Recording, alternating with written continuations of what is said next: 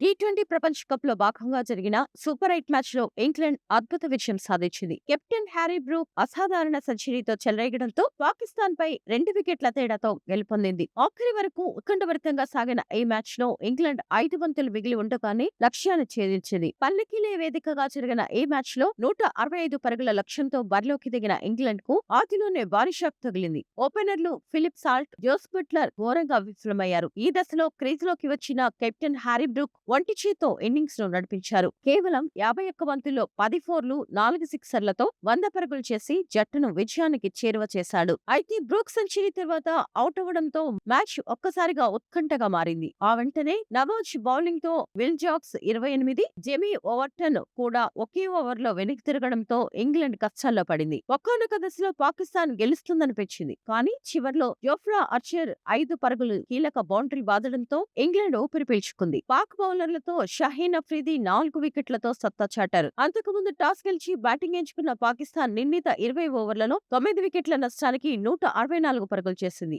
ఆ జట్టులో షాహిబ్దానా ఫర్హాన్ అర్ధ సెంచరీతో రాణించాడు. బాబర్ ఆజం 25, ఫజర్ జమాన్ 25 బంతులు చేసి పర్వాలేదనిపించారు. ఇంగ్లాండ్ బౌలర్స్ తో లియామ్ డాలస్ 3 వికెట్లు పడగొట్టగా జోఫ్రా ఆర్చర్, జెమీ ఓవర్టన్ చెరో 2 వికెట్లు తీశారు.